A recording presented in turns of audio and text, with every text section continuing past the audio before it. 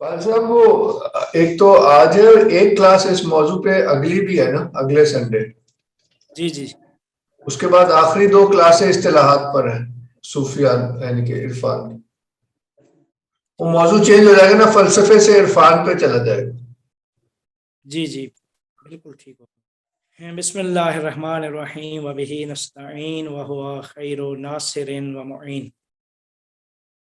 ہماری گفتگو علم و ادراک کے متعلق ہو رہی تھی، یا علم و معرفت کے متعلق۔ تو آج کا جو ہمارا ٹاپک ہے وہ علم و ادراک 11ویں صدی ہجری کے مشہور فلسفی ملا صدرہ کہ جن کا مکتب حکمت متعالیہ کے نام سے پہچانا جاتا ہے، ہم ان کا جو نظریہ ہے علم و ادراک یا علم و معرفت کے بارے میں، اس کے متعلق ہم آج گفتگو کریں گے۔ چونکہ یہ بات واضح ہے کہ ملا صدرہ سے پہلے جتنے بھی مکاتب تھے، مشہور فلسفی جو مکتب تھے، جن میں ایک مکتب مشاہ تھا جس کے بانی جو ارسطو سے آ رہا تھا اور ابن سینا تک پہنچا۔ پھر اس کے بعد ابن سینا کے بعد دوسرا مکتب، ابن سینا کے مکتب کو مکتب مشاہ کا نام دیا جاتا ہے۔ مشاہ کا مطلب ہوتا ہے مشاہ ہے چلنا۔ یہ جو فلاسفہ مشاہ تھے، یہ چلتے وقت فکر کرتے تھے، سوچتے تھے، اور جتنا بھی انہوں نے فلسفہ بنایا اس کے بارے میں جو فکر کی تھی وہ یعنی چلنے کے دوران ہی وہ سارے مسائل اور سارے فلسفے کو انہوں نے سوچ کے ترتیب دیا تھا۔ اس وجہ سے ان کو فلسفہ مشاہ یا مکتب مشاہ کے نام سے کتابوں میں موجود ہے، اور مکتب مشاہ کا نام انہیں دیا جاتا ہے۔ اب اس کے بعد شیخ شہاب الدین سہروردی، یہ 6 ہجری کے مشہور فلسفی تھے کہ جن کا زمانہ ابن عربی کے تقریباً تھوڑا بہت اختلاف تھا، یعنی ان کے مکتب کا نام مکتب اشراق انہوں نے رکھا، شیخ شہاب الدین سہروردی، کہ جن کا فلسفی مکتب مکتب اشراق کہلاتا ہے۔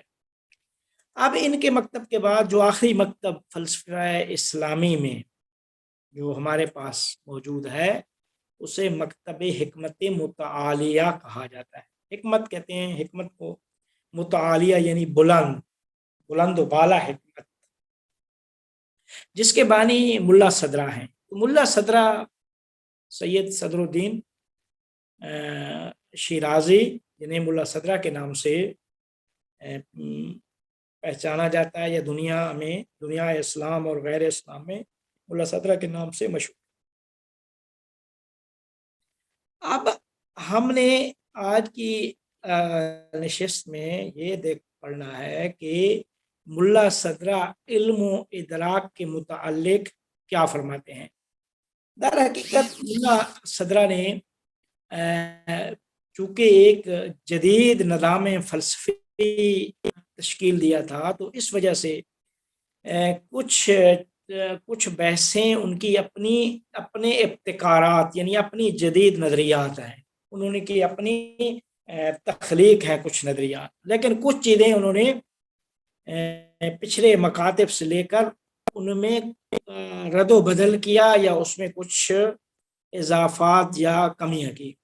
لیکن بہت سارے وہ مبانی بنیادی اصول، فلسفہ کے بنیادی اصول جو ملا صدرہ نے مترتب کیے تھے، جن کے اوپر انہوں نے فلسفہ اپنا مرتب کیا، وہ سارے اصول جدید ہیں۔ تو اس وجہ سے ان کا فلسفہ بھی دوسرے فلسفوں سے مختلف ہے۔ تو ہم نے جب علم و ادراک کے متعلق گفتگو کرنی ہے، تو سب سے پہلا نقطہ یہ ہے کہ یہ علم و ادراک یا معرفت یہ کس کی تخلیق ہے۔ جب ہم وہاں سے شروع کریں گے تو یہ ہم پہلے بھی کہہ چکے ہیں کہ یہ تخلیق ہے ابو ناصر محمد بن طرخان فارابی، فارابی کے نام سے مشہور ہے۔ تو انہوں نے معرفت کو دو قسموں میں تقسیم کیا تھا کہ معرفت تصوری اور معرفت تصدیقی میں اسے تقسیم کیا تھا۔ یہ تصور اور تصدیق یعنی تصور کا تعلق یعنی تصور مفہوم کہتے ہیں، کسی شے کا ذہن میں مفہوم جو خاکہ ہوتا ہے یا جو کچھ آپ اس سے سمجھتے ہیں ایک چیز سے، انسان کے ذہن میں شے کا مفہوم ہوتا ہے وہ اس کا تصور کہلاتا ہے۔ جب انسان کچھ اشیاء کا تصور کرتا ہے تو تصور کے بعد ذہن میں ان کے اوپر حکم لگاتا ہے۔ مثال کے طور پر انسان کہتا ہے کہ یہ کتاب ہے سامنے، تو یہ کتاب کا تصور ہے، اس کو کہتے ہیں معرفت تصوری۔ معرفت تصدیقی یہ ہے کہ ہم کہیں کہ یہ کتاب میز پہ پڑی ہے، یعنی ایک حکم لگا دیں، تو یہ معرفت تصدیقی کہلاتی ہے۔ تو کہتے ہیں کہ سب سے پہلی دفعہ یہ تقسیم فارابی کی طرف سے اسلامی فلسفہ میں وارد ہوئی ہے۔ دوسری جو چیز اسلامی دنیا میں وارد ہوئی، جس کو بعد میں پھر انہی چیزوں کو ملا صدرہ نے لے کر علم و معرفت کا نظریہ جن کے اوپر مترتب کیا ہے، دوسری چیز، دوسرا مسئلہ، فلسفی مسئلہ جو پہلی دفعہ اسلامی فلسفہ میں داخل ہوا ہے وہ وجود ذہنی کا مسئلہ ہے۔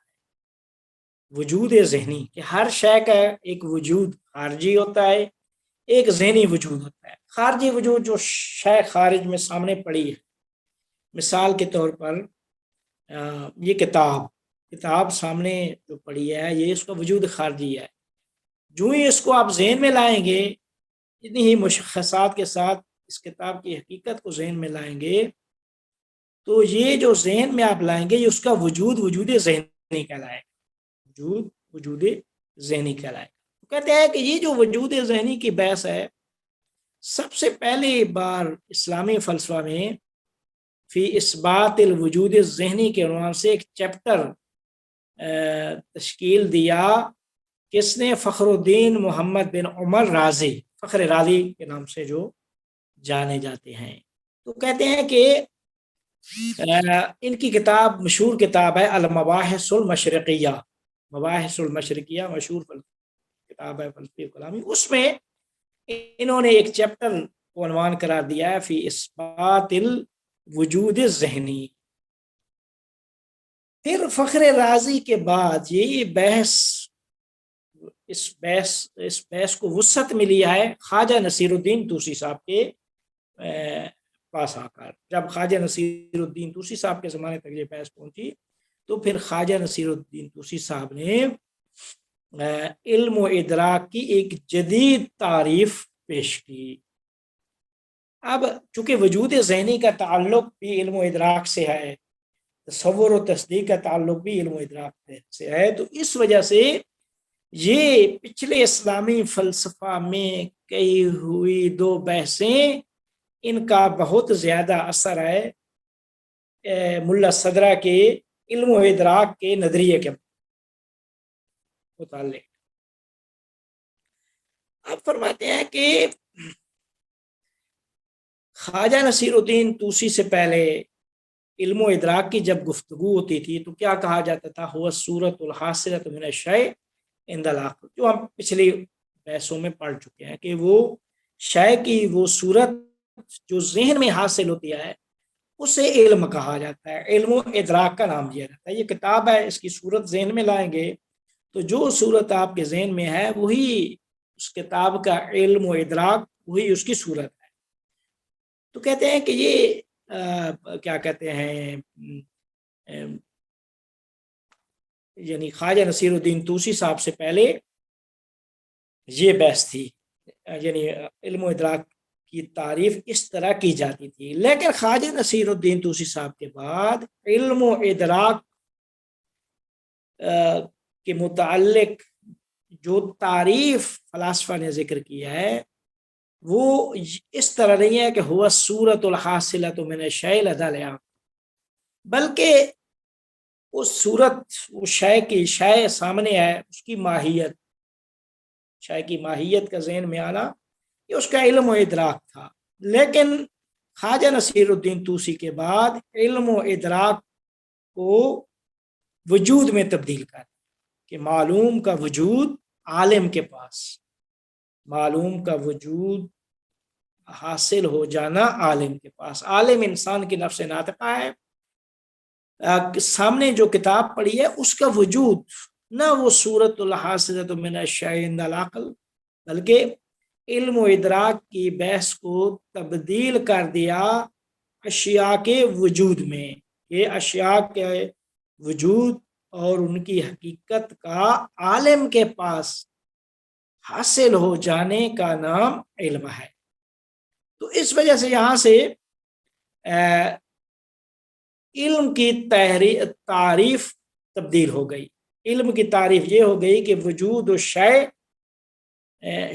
الشیء المعلوم لدل یا عند العالم، معلوم شے کا وجود عالم کے پاس حاصل ہو جانے کا نام علم ہے. عالم کو انسان کے نفس ناطقہ یا روح یا جو بھی چیز ہے. اب یہ تھی بحث. پھر اس کا تعلق تھا، اس کی اہمیت وجود ذہنی کے ساتھ دیا. اس بحث میں ہم نہیں جانا چاہتے کہ وجود ذہنی اور وجود خارجی ان کا آپس میں ربط کیا ہے، تعلق کیا ہے ان کا آپس میں، اس میں نہیں جانا چاہتے. جب یہاں تعریف تبدیل ہوئی خواجہ نصیر الدین طوسی صاحب کے بعد، تو اس کے بعد کہتے ہیں کہ یہ سلسلہ پھر آگے رشد، فلسفے میں رشد و تکامل کا سلسلہ آگے جاری رہا. تو اس جاری رہنے میں کہتے ہیں کہ دوسرا جو مسئلہ پیش آیا فلسفہ اسلامی میں، وہ علم کو تقسیم کر دیا حضوری اور حصولی میں. کہتے ہیں کہ پہلے جو لوگ تھے، پہلے فلاسفہ، ان کے ہاں یہ تقسیم نہیں ملتی تھی کہ علم اس میں علم حصولی ہے، حضوری ہے. اس طرح کی کوئی تقسیم نہیں تھی. کیوں تقسیم نہیں تھی؟ کہتے ہیں کہ وہ جو تعریف کرتے تھے اس تعریف سے پتہ چلتا تھا کہ وہ حصولی کہہ رہے ہیں، علم حصولی کی بات. بس اوقات ان کی عبارات سے پتہ چلتا تھا کہ علم حضوری کی بات ہے. لیکن یہ اس طرح کی بحث نہیں تھی کہ علم کی دو قسمیں ہیں، علم حصولی ہے اور ایک علم حضوری ہے. یہ بحث کبھی بھی کیا کہتے ہیں اس طرح عنوان نہیں قرار دیا گیا کسی ملا صدرہ سے پہلے کسی فلسفی کی کتاب. تو فرماتے ہیں کہ اب اس کے بعد جب یہ ملا صدرہ کا فلسفے میں یہ بحث آئی تو علم کو تقسیم کر دیا حضوری اور حصولی. البتہ بعض لوگ کہتے ہیں کہ یہ ابن سینا کی فلسفے میں بھی یہ چیز موجود تھی کہ وہ بھی علم کو دو قسموں میں تقسیم کرتے ہیں کہ علم حضوری اور علم حصولی. لیکن ملا صدرہ کے پاس جب آئی تو ملا صدرہ نے علم حصولی اور علم حضوری میں تقسیم کر کے پھر اگلی جو سیڑھی تھی وہ یہ تھی کہ علم ایک حصولی ہوتا ہے، ایک حضوری ہوتا ہے. حضوری میں عاقل معقول یا علم عالم معلوم، یہ تینوں کا اتحاد ہے آپس میں. یہ تینوں ایک ہی چیزیں ہیں. علم وہی معلوم ہے، معلوم وہی علم ہے، اور معلوم وہی عالم ہے. البتہ ملا صدرہ کے پاس جب یہ ملا صدرہ سے پہلے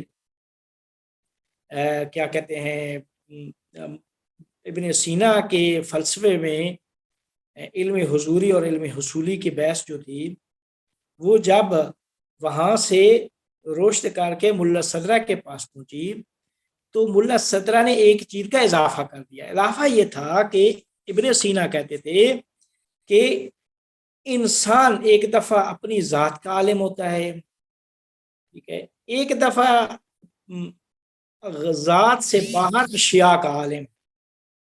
ہر انسان اپنی ذات کا عالم، تو یہ اس کا علم حضوری کہلاتا ہے. ابن سینا یہ کہتے تھے کہ یہاں علم حضوری میں اتحاد عقل و عاقل معقول ہے، علم، عالم، معلوم، تینوں ایک ہی چیز ہے، تینوں میں اتحاد ہے، وحدت ہے۔ عالم وہی علم ہے، علم وہی معلوم ہے، اور معلوم وہی عالم ہے۔ اور یہ بات سمجھ میں بھی آتی ہے کہ جب انسان اپنی ذات کا علم رکھتا ہے تو اس کی ذات اس کے پاس حاضر ہوتی ہے۔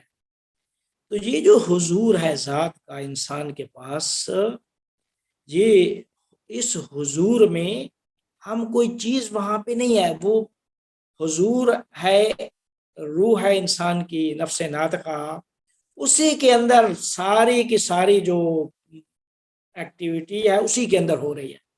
تو یہ جو فعالیت اسی کے اندر ہو رہی ہے، تو عالم بھی وہی ہے، وہی ذات وہ اپنے آپ کی عالم بن رہی ہے۔ تو اب کوئی دوئیت نہیں ہے ان میں، تو عالم بھی وہی ہے، معلوم بھی وہی ہے، علم بھی وہی ہے۔ لیکن ابن سینا یہ کہتے تھے کہ جب انسان اپنے سے باہر اشیاء کا علم حاصل کرتا ہے تو یہ اشیاء کا علم علم حصولی ہے، اور علم حصولی میں اتحاد علم و عالم و معلوم نہیں ہے۔ یہ ابن سینا کا نظریہ تھا۔ اسی وجہ سے پھر وہ بات بھی انہوں نے کی کہ اللہ تعالیٰ اپنی ذات کا عالم ہے، ذات سے باہر کا اشیاء کا ما سے اللہ کا، وہاں پہ بھی پھر اس طرح کی بحث انہوں نے کی۔ تو کہتے ہیں کہ اب جہاں تک جب بحث آئی تو اب علم و ادراک کے متعلق ملا صدرہ نے یہاں پہ کیا نو آوری کی ہے، یعنی کون سا ان کا اپنا ابتکاری جدید نظریہ تھا، کہ کون سی تخلیق کی ہے، تخلیقی نظریہ ان کا کون سا تھا۔ کہتے ہیں کہ سب سے پہلا جہاں سے بنیاد رکھی اپنے فلسفے کی، ملا صدرہ کے فلسفے کی بنیاد یہ ہے، ان کا مشہور نظریہ کہ وجود اصل ہے اور ماہیت اعتباری، وجود کے اصل کے قائل ہے، ماہیت اعتباری ہے۔ کہتے ہیں کائنات میں جتنی بھی اشیاء ہیں، ان ہر شے کو آپ لیں گے تو ہر شے میں دو جز ہیں، ہر شے کے دو جز ہیں، اور انسان کی عقل جب تحلیل کرتی ہے تو اس تحلیل میں دو جز بتاتی ہے۔ کون سے دو جز؟ ایک انسان ہے، انسان یہ جو اس کی ماہیت، جو اس کی حقیقت ہے، انسان، جس سے ہم کہتے ہیں انسان حیوان ناطق۔ مثال دے رہا ہوں، حیوان کو لے لیں، درختوں کو لے لیں، فرشتوں کو لے لیں، جو بھی کائنات میں چیزیں ہیں۔ کہتے ہیں ایک ماہیت ہے، اس کو کہتے ہیں ماہیت، یہ ماہیت ہے، اور ایک ہر شے کا وجود ہے۔ تو ہر شے منحل ہوتی ہے دو شے، ہر شے کے دو جز ہیں، ایک اس کا وجود ہے اور ایک اس کی ماہیت ہے۔ ماہیت اس وجود کی حد کو ماہیت کہا جاتا ہے۔ دیکھیں انسان ہے، انسان کے وجود کی جو حد ہے کائنات میں ملا صدرہ کہتے ہیں کہ فقط اور فقط وجود ہے، حقیقت واحدہ وجود ہے۔ وہ وجود خدا اور ما سوی اللہ سب وجود ہے، ٹھیک ہے۔ جب وجود آئے تو اب یہ وجود اس کے درجے ہو جاتے ہیں۔ درجے کب ہوتے ہیں؟ کہ جب وجود میں ہم وجود کو حدود میں تقسیم کر دیں۔ اس پوری حقیقت واحدہ کی ایک حد انسان ہے، ایک حد حیوان ہے، ایک حد شجر ہے، ایک حد فرشتے ہیں، ایک حد مثلا جو کائنات کی نباتات ہے، جو بھی کائنات میں اشیاء۔ تو یہ جو وجود کو حدود میں تقسیم کر دیتے ہیں، وجود کی حدود بناتے ہیں، تو ہر حد تب بنتی ہے کہ ہم نے اشیاء کو آپس میں تقسیم کرنا۔ کائنات میں وجود ہے، وجود میں اشیاء کو آپ تقسیم کر رہے ہیں، کہ کہہ رہے ہیں کہ اس وجود میں فرشتے بھی ہیں، انسان بھی ہے، حیوان بھی ہے، کیا کہتے ہیں، یہ کائنات کی ساری مخلوقات بھی ہیں، ہر مخلوق کی اپنی حقیقت اور ذات ہے. جو بھی لے لیں، حیوان لے لیں، حشرات لے لیں، ہر مخلوق کی ایک حقیقت ہے. تو کہتے ہیں کہ وہ وجود واحد جو کائنات میں ہے، اس وجود کو جب حدود میں درجہ بندی کرتے ہیں، تو اس کی جب حدود میں تقسیم ہوتا ہے تو بعض حد اس کی انسان کہلاتی ہیں، بعض اس کی حیوان کہلاتی ہیں، بعض اس کی ملک جو بھی ہے ما سے ملک. تو یہ جو حدود ہوتی ہیں، یہ وجود کی حدود کو ماہیات کہا جاتا ہے. وجود کی حدود کو ماہیات کہا جاتا ہے. اب جب وجود ہے اور ماہیات ہیں کائنات، تو سوال اگلا یہ ہے کہ ان میں حقیقت کون ہے اور ذہن کی اعتباری چیز کون ہے، یعنی جس کو ان میں ذہنی کون ہے اور حقیقت کون رکھتی ہے. یعنی کون سی چیز ہے ان میں کہ جس کو ذہن نے بنایا ہے، ذہن نے کیا کہتے ہیں تخلیق کیا ہے، یا ذہن نے اعتبار کیا ہے، اور کون سی چیز جو ہے نا وہ خارج میں حقیقت رکھتی ہے، جس کے خارج میں اثرات ہیں. اثرات مطلب یہ ہے کہ انسان آئے تو ظاہر ہے انسان کے اپنے اثرات ہیں. انسان جب بڑا ہوگا، کھائے گا، پیے گا، چلے گا، اٹھے گا، بیٹھے گا، معاشرے میں رہنا سہنا، ٹھیک ہے. اسی طریقے سے کائنات کی جو بھی آپ اشیاء لے لیں تو ہر شے ایک اثر ہے اس کا. آگ کو لے لیں، آگ کا اثر ہے جلاتی ہے مثال کے طور پہ. تو کہتے ہیں کہ جتنی چیزیں آپ لے لیں تو وہ اثر رکھتی ہیں، ان اشیاء کے آثار. یہ جو آثار ہیں خارج میں، یہ ماہیات کے ہیں یا وجود کے ہیں؟ یہ ماہیات کے ہیں یا وجود کے ہیں؟ اچھا، ملا صدرہ سے پہلے سب قائل تھے کہ یہ سارے آثار ماہیات کے ہیں. شیخ شہاب الدین سہروردی، یہ ابن سینا، دوسرے فلاسفہ کہتے تھے یہ سارے کے سارے ماہیات کے آثار ہیں. اصل ماہیت ہے، وجود ایک زائد چیز ہے. ملا صدرہ نے آ کے کہا کہ کائنات کی بیس بنیاد وجود ہے. وجود ہے اور وجود کے درجے ہیں. ایک درجہ خدا ہے، ایک انسان ہے، ایک عالم عقل ہے، ایک عالم مثال ہے، ایک عالم مادہ ہے. یہ سارے کا سارا وجود ہے. وجود کے درجات ہیں. ملا صدرہ نے آ کے یہ، اب ملا صدرہ نے کہا کہ جو چیز عینیت رکھتی ہے خارج میں، جس کا تحقق اور جس پہ آثار مترتب ہوتے ہیں، وہ وجود ہے، نہ کہ ماہیت. تو کہتے ہیں کہ جب یہ ملا صدرہ نے نظریہ دیا تو اس نظریے کے اوپر پھر اگلا نظریہ جو ہے وجود ذہنی اور وجود خارجی کے اوپر بحث کی. جب بتا دیا کہ کائنات میں وجود ہے اور وجود اصل ہے، یعنی حقیقت وجود رکھتا ہے. اب اس کے بعد جب وجود ہوا تو اب ملا صدرہ نے آ کے کہا کہ اشیاء یا وجود خارجی رکھتی ہیں یا ان کا وجود ذہنی ہوتا ہے. وہی علم و ادراک ہے. اسی کو پھر لے کے آگے چلتے ہیں علم و ادراک کی بحث. حالانکہ وجود ذہنی اور یا علم و ادراک کے متعلق فخر رازی نے بہت کچھ کہا، کوشتی نے بہت کچھ کہا، بہت سارے مفکرین کی، ملحدین کی، موحدین کی، سب کی اپنی اپنی آراء موجود ہیں. سب نے اپنی اپنی رائے یہاں پہ دی ہے.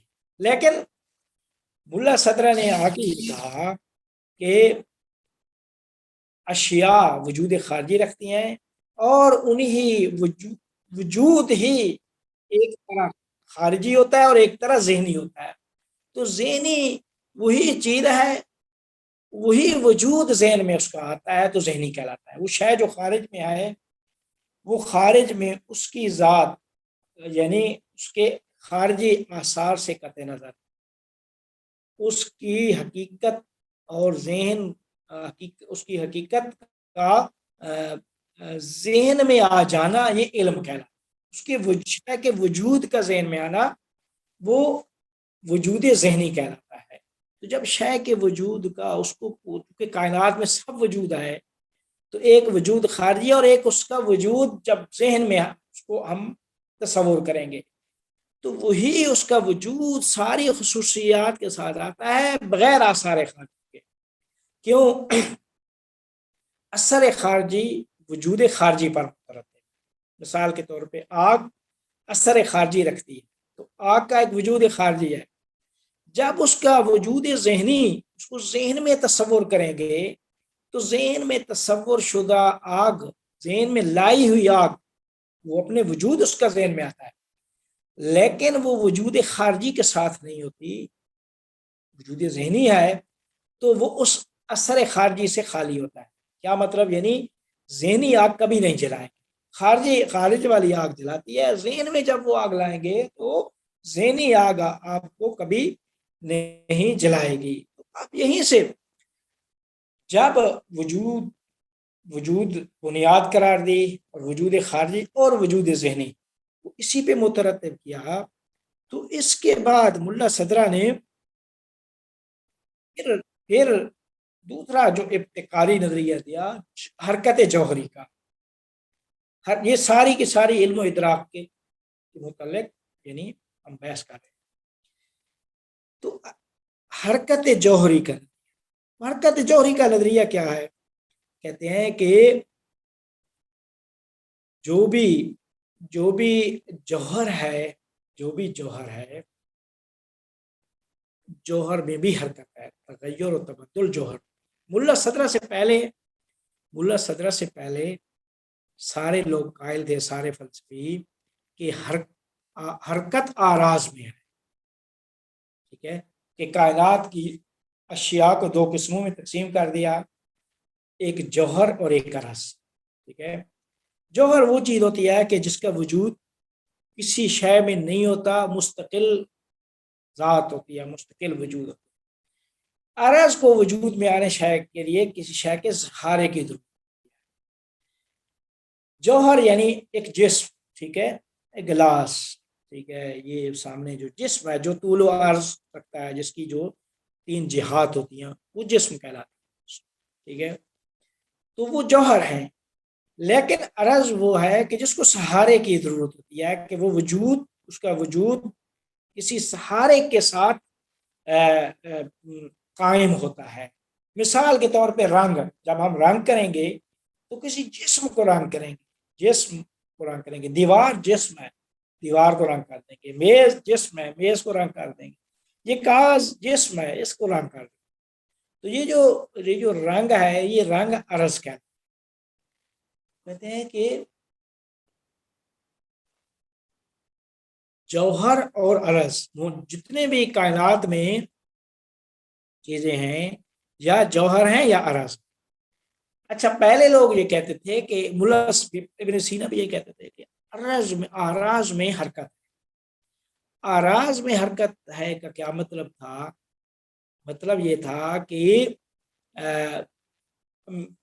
جو بھی حرکت ہو رہی ہے، آپ کی صفات، خصوصیات، ان میں حرکت ہو رہی ہے، جو ذات ہے وہ اپنی جگہ پہ قائم، ٹھیک ہے، یعنی عرض کو جوہر کی ضرورت ہوتی ہے، عرض جوہر پہ آتا ہے، تو جوہر اپنی جگہ پہ قائم ہے، جوہر قائم ہے اور آراز میں حرکت ہو رہی ہے۔ مثال کے طور پہ انسان کی ایک ذات ہے، وہ جوہر ہے، وہ اپنی جگہ پہ قائم ہے، جو اس کے اندر صورتیں آ رہی ہیں، علم حاصل کر رہا ہے، معلومات آ رہی ہیں، عمل ہو رہا ہے، تو یہ سارے کے ساری آراز ہیں۔ تو یہ جو آراز ہیں یہ جوہر کے ساتھ قائم ہیں، لیکن جو بھی حرکت ہو رہی ہے، رشد و تکامل ہو رہا ہے، وہ آراز میں ہو رہا ہے، جوہر میں حرکت نہیں ہے۔ ابن سینا یہ مثال دیتے ہیں کہ سیب، دیکھیں سیب کی ایک ذات ہے، ٹھیک ہے، وہ اس کا جوہر ہے۔ تو کہتے ہیں نا کہ انسان اس سے جوہر شناس ندارت، یہ فارسی کے، انسان کے پاس وہ حس نہیں ہے جو جوہر کو پہچان سکے۔ سیب ایک جوہر ہے، اس کی ذات ہے، اور ایک اس کے اوپر یہ جو اس میں رشد حرکت ہو رہی ہے کہ پہلے بیج تھا، سیب کے بیج سے وہ اس کا جسم بنتا گیا، پھر اس کے اوپر رنگ آتے گئے، پہلے کیا کہتے ہیں سبز رنگ تھا، پھر اس کے اوپر سرخ رنگ آیا. تو یہ جو حرکت ہو رہی ہے یعنی حرکت جو ہو رہی ہے یہ ساری کی ساری حرکت آراز میں ہے، اس کی خصوصیات میں، اس کی صفات میں، اس کے رنگوں میں حرکت. جو سیب کی ذات ہے وہ اپنی جگہ پہ ثابت اور غیر متحرک ہے، اس میں حرکت نہیں. ملا صدرہ نے آ کے کہا کہ نہیں، حرکت آراز میں نہیں ہو سکتی جب تک جوہر میں حرکت. آراز کی حرکت کا لازمہ یہ ہے کہ جوہر میں بھی حرکت. اچھا، یہاں سے چونکہ ابن سینا قائل تھے کہ انسان کی ذات وہ اس کا نفس ناطقہ اس کی ذات ہے. اب اس کے اندر جو وہ علم حاصل کرتا ہے، اعمال انجام دیتا ہے، یہ ساری صورتیں ہیں، یہ آراز ہیں. ان میں تغیر و تبدل ہو رہا ہے، صورتیں اضافہ ہو رہی ہیں، کم ہو رہی ہیں، یہ ہو رہی ہیں. وہ جو ذات ہے، انسان جب علم و عمل عالم بنتا ہے، ذات اپنی جگہ پہ قائم ہے، صورتیں اس میں اضافہ ہو. ملا صدرہ نے آ کے یہ نظریہ پیش کیا کہ نہیں، آراز میں نہیں، جوہر میں بھی جوہر میں حرکت. اچھا، جوہر میں حرکت کا مطلب یہ ہوگا کہ وہ جو نفس ناطقہ انسان کی ہے، وہ جو صورتیں آ رہی ہیں، در حقیقت تغیر و تبدل اس جوہر میں آ رہا ہے، اس نفس ناطقہ میں تغیر و تبدل ہو رہا ہے، اس میں رشد و تکامل. اچھا، یہ جو یہیں سے پھر جو ملا صدرہ ہیں فرماتے ہیں کہ جب ہم انسان کے جو تکاملی جس طریقے سے تخلیق ہوئی ہے، تو اس کو ہم جب مد نظر رکھتے ہیں تو انسان کا جو نفس ہے، یعنی اس کی نفس ناطقہ روح، وہ بعد میں آتی ہے. پہلے انسان جسم ہوتا ہے، جب ماں کے پیٹ میں بچہ انسان کی تخلیق ہوتی ہے تو پہلے جسم بنتا ہے. تو کہتے ہیں وہی ذات جو نفس ناطقہ ہے ابتدا میں جسم تھا. اچھا، ابتدا میں جسم تھا، لیکن در نتیجہ حرکت جوہری کے نتیجے میں، جسم حرکت جوہری کے نتیجے میں چونکہ اس میں تغیر و حرکت ہو رہی ہے، تو اس حرکت کے نتیجے میں، اسی حرکت جوہریہ کے نتیجے میں اس میں تکامل آیا، اس جسم میں تکامل آیا، تو نفس ناطقہ آ گئی. 4 مہینے بعد وہ نفس ناطقہ آ گئی. نفس ناطقہ جب آتی ہے تو وہی جسم تجرد کے مرحلہ تک پہنچ جاتا ہے، مجرد بن جاتا ہے. وہی جسم وہ مجرد بن جاتا ہے، تو مرحلہ تجرد پہ پہنچ جاتا ہے. کہتے ہیں کہ وہ مرحلہ تجرد آغاز میں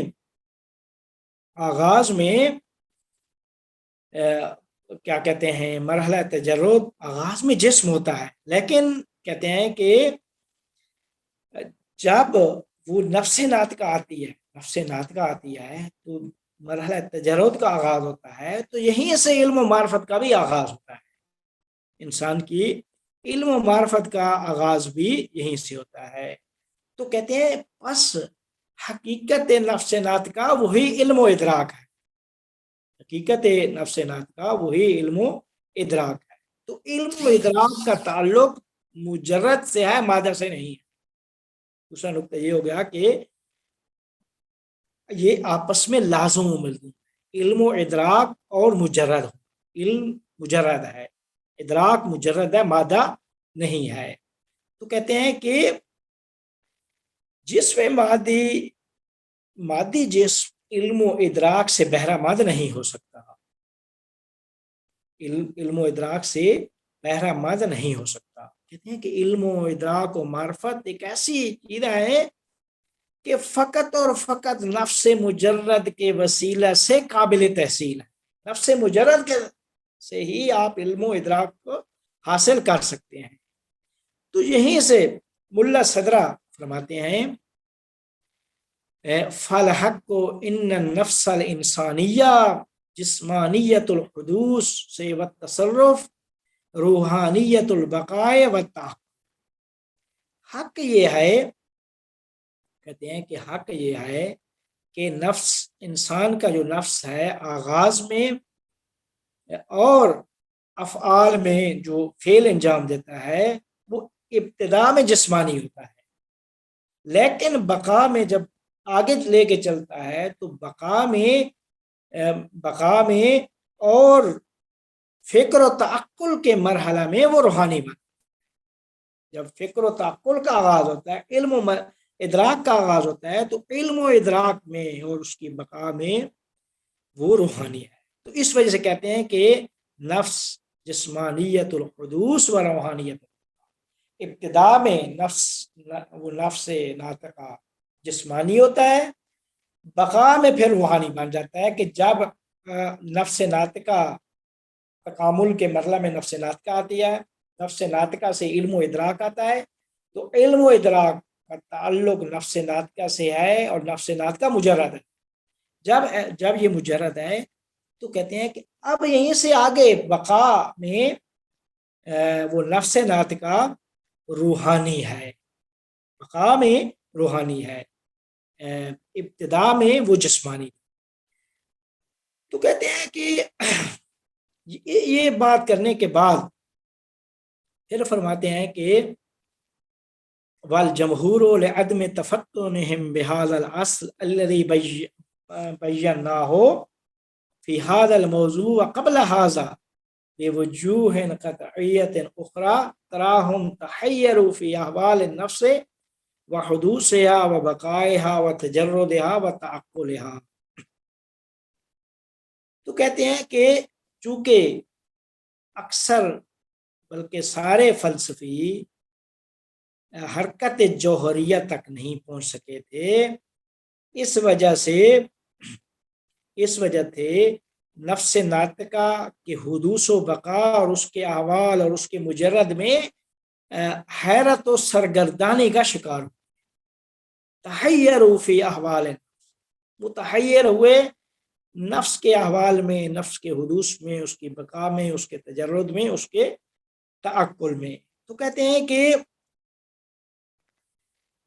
اب جب ہم یہاں تک پہنچا علم ملا صدرہ کی بحث حرکت جوہریہ سے کہ نفس ابتدا میں جسمانی اور بقا میں روحانی ہے، تو یہیں سے فرماتے ہیں کہ نتیجہ اخذ کرتے ہیں کہ نفس مرکب نہیں ہے، نفس بسیط ہے، اس کو اصطلاح دیتے ہیں بسیط۔ بسیط وہ ہوتا ہے کہ جس کے اجزاء نہ ہوں، بسیط درائن حالی کہ اس میں بہت زیادہ کوالٹی، صلاحیت، استعداد ہو، لیکن اس کے اجزاء نہ ہو، مرکب نہ ہو۔ تو کہتے ہیں کہ جو بھی چیز مجرد ہوگی وہ مرکب نہیں ہوگی، وہ بسیط ہوگی۔ اسی آپ دیکھیں عالم عقل مجرد ہے، ٹھیک ہے، لہذا وہ بسیط ہے۔ عالم کیا کہتے ہیں، یعنی اللہ تعالیٰ مجرد ہے، ہم نہیں کہہ سکتے اللہ مرکب ہے۔ اگر مرکب مانیں گے تو مرکب اجزاء کا محتاج ہوتا ہے، تو اللہ تعالیٰ محتاج کی ذات محتاج بن جائے گی، لہذا یعنی مجرد ہونے کا مطلب یہ ہے کہ نفس بسیط ہے۔ تو کہتے ہیں کہ یہیں سے پھر اسی یہ بات کہہ کے یہیں سے ملا صدرہ انسان کے نفس کے بارے میں اور پہلی دفعہ معلومات انسان کو کیسے حاصل ہوتی ہیں اور کس طرح انسان کی معلومات میں اضافہ اور کثرت آتی ہے، تو یہیں سے کچھ نتیجے لے کر بحث کو واضح کرتے ہیں۔ نتیجہ ایک لے لیتے ہیں اس بحث سے۔ تو کہتے ہیں کہ جب ہم نے کہہ دیا کہ نفس ابتدا میں جسمانی اور حرکت جوہریہ کے نتیجے میں نفس روحانی بن جاتا ہے، آغاز میں نفس انسان کا نفس جو ہے آغاز تولد میں ہر قسم کی معرفت سے خالی ہوتی ہے، کوئی معرفت اس کے اندر موجود نہیں ہوتی۔ پھر ہم نے کہا کہ نفس آدمی، انسان کا نفس مجرد ہے، بسیط ہے، لہذا اس کے پاس وحدت ہے، وہ واحد ہے۔ اب کہتے ہیں کہ یہ بات کرنے کے بعد کہ نفس ابتدا میں جسمانی، بقا میں روحانی اور پھر کہتے ہیں کہ وہ مجرد ہے اور بسیط ہے اور ہر قسم کی معرفت اور علم و ادراک سے ابتدا میں خالی ہوتا ہے. جب خالی ہوتا ہے تو کیسے علم و ادراک اسے حاصل ہوتا ہے اور معلومات کس طرح اس کے پاس آتی ہیں؟ تو اس کے متعلق ملا صدرہ فرماتے ہیں کہ انسان کے اندر جو معلومات انسان کے ذہن و عقل میں انسان کے لیے حاصل ہوتی ہیں اس کا آغاز محسوسات سے ہوتا ہے کہ انسان جب دیکھتا ہے اس کے کسی قسم کی معرفت نفس اس کے نفس میں نہیں ہوتی، چیزیں حس کرتا ہے، دیکھتا ہے، آنکھیں کھلتی ہیں، کائنات کو دیکھتا ہے. تو کہتے ہیں کہ جب یہ ساری چیزیں دیکھتا ہے تو اب یہاں سے ذہن معلومات حسی تک پہنچتا ہے، معلومات حسیوں سے حاصل ہو جاتی ہیں. بچہ کہتا ہے یہ پانی ہے، یہ دودھ ہے، یہ کیا چیز ہے، جو بھی چیزیں ہیں اس کے سامنے، وہ آغاز محسوسات سے ہوتا ہے. تو کہتے ہیں کہ جب آغاز محسوسات سے ہوتا ہے تو سب سے پہلے نفس انسان کا جو نفس ہے تولید کرتا ہے معلومات. کہتے ہیں کہ تولید کرتا ہے بدیہیات. انسان کے نفس میں فطری طور پہ معلومات نہیں ہوتی. اب جو کیا کہتے ہیں پہلی مرتبہ اس کے اندر معلومات اس کے ذہن و عقل میں حاصل ہو رہی ہیں، یہ جو پہلی دفعہ معلومات آ رہی ہیں تو یہ معلومات محسوسات سے وہ جو بدیہی معلومات ہیں ان کو تخلیق کرتا ہے، ان کو تولید کرتا ہے، ان کو صادر کرتا ہے. کس طرح؟ یعنی جب دیکھے گا انسان کہ یہ بچہ ہے، یہ سامنے پانی ہے، ٹھیک ہے، اور جب اس سے دودھ ہے مثال کے طور پہ، جب دودھ اٹھائیں گے تو اسے پتہ چل جائے گا کہ یہ دودھ تو نہیں آئے. تو یہاں سے وہ جو بدیہی ایک چیز ہے. بدیہی مطلب ہوتی ہے، کہتے ہیں کہ ہر شے یا بدیہی ہے یا نظری. بدیہی مفہوم کی اصل میں دو قسمیں کرتے ہیں. بدیہی مفہوم وہ ہوتا ہے جس میں غور و فکر کے بغیر جو حاصل، جس میں غور و فکر کی ضرورت نہیں ہوتی. نظری مفہوم وہ ہوتا ہے کہ جو غور و فکر کے بعد حاصل ہوتا ہے. مثال کے طور پہ 2 × 2 یا 2 × 2 کہیں گے 4، یا آپ کہیں گے کہ 11 × 11 تو انسان پہلے ضرب دے گا. یا مثال کے طور پہ کہیں گے کہ یہ چیز درخت ہے تو یہ درخت سیب کا درخت، اس کی حقیقت کیا ہے؟ ٹھیک ہے، یہ غور و فکر کی ضرورت ہے. لیکن جب سامنے ایک چیز ہے تو یہ اس کا وجود یہ بدیہی ہے، یہ سامنے آپ کو معلوم ہو جائے گا. بچے کو بھی پتہ چلے گا، جو غور و فکر نہیں کر سکتا اس کو بھی پتہ چلتا ہے کہ یہ دودھ ہے، اور جب ہٹائیں گے تو پتہ چل جائے گا نہیں ہے. تو یہاں سے وجود و عدم کہ جو ایک بدیہی معلومات ہیں یہ خود انسان کا ذہن کیا ہے تولید کرتا ہے، انسان کی عقل کیا ہے تولید کرتی ہے. پس انسان کی عقل معلومات بدیہی تک دسترسی جب حاصل کرتی ہے تو بدیہی معلومات تولید کرنے کے بعد اس کی فکر کی سیر شروع ہو جاتی ہے، تفکر کا آغاز ہو جاتا ہے وہاں سے. تو کہتے ہیں کہ جب تفکر کا آغاز ہوتا ہے تو یہاں سے جو بدیہیات ہیں ان بدیہیات سے نظری چیزوں تک انسان پہنچتا ہے، جو تصور سے تصدیق تک پہنچتا ہے، جدید معلومات تک پہنچتا ہے. پھر کہے گا کہ یہ دودھ، مثال کے طور پہ کہ یہ دودھ ہے، اس کے بعد کہے گا یہ دودھ گرم ہے، پھر ایک حکم لگا دے گا. یہ جو یعنی علم و ادراک جو اسے حاصل ہوتا ہے، تو کہتے ہیں کہ تفکر کا جب معلومات بدیہیہ انسان تولید کرتا ہے، تولید کے بعد وہیں سے پھر آگے اس کے تفکر کا آغاز ہوتا ہے، وہیں سے وہ تصدیقات تک پہنچتا ہے اور آگے جملے بنانا شروع کرے گا. اس کے علاوہ کیا کہتے ہیں نظریات تک بھی آہستہ آہستہ پھر پہنچے گا کہ جن میں غور و فکر کی ضرورت ہوتی ہے. تو بچہ جب थोड़ी बड़ी उम्र पे पहुंचता है तो फिर गौर और फिक्र करके नतीजा भी बता देता है।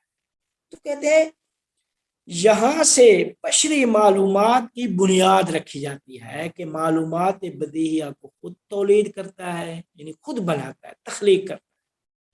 फर्क हो गया मुल्ला सदरा और इब्न सीना। इब्न सीना क्या फरमाते थे, नहीं, मालूमात तजरीद करता है।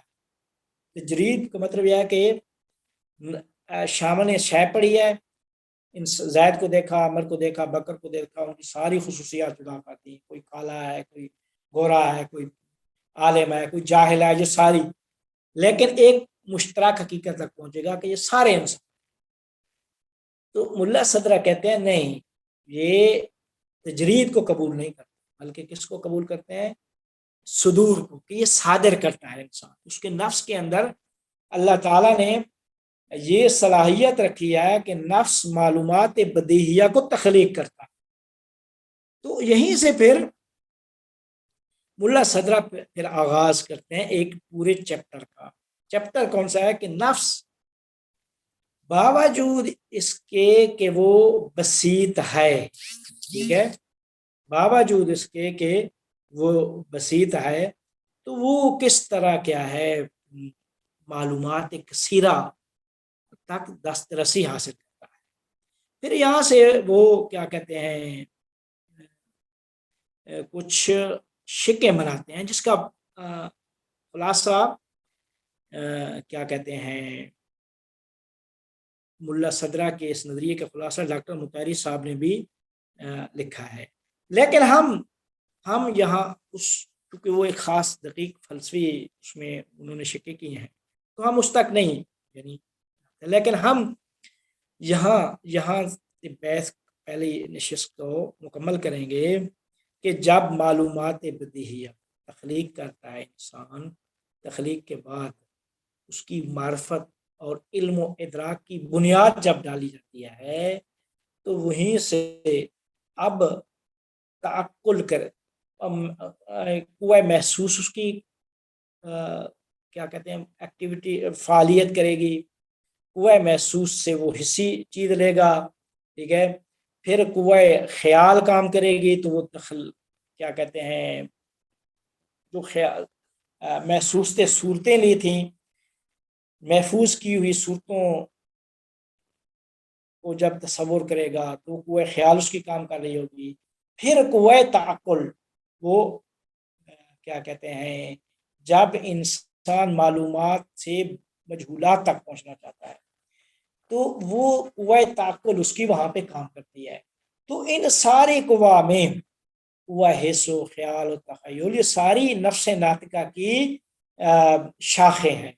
नफ्स नातिका जो बसीत है, मुरक्कब नहीं है, जब वो नफ्स नातिका कुव्वा हिस्स के मरहले में महसूस बन जाती है, उसी के मुताबिक हो जाती है। कुव्वा ख्याल के जब वो काम करती है तो उस मरले में कुव्वा ख्याल के मुताबिक, कुव्वा ताक़ुल जब काम कर लिया है तो वो उस मरले में नफ्स नातिका काम कर, तो अब वो सारी की सारी जो सूरतें उसके पास, वो यानी वो जो इल्म आ रहा होता है, वो सारे का सारा इल्म, उसमें इल्म आलिम मालूम मुत्तहिद हो जाता है। अगली जो बहस मुल्ला सदरा जो इब्तिकारी उनका तख्लीकी नजरिया है कि ये इल्म व इदराक जब हासिल होता है, तो इस इल्म व इदराक में कुव्वा हिस्स व ख्याल और कुव्वा अक्ल, ये सारी की सारी नफ्स नातिका की शाखें हैं।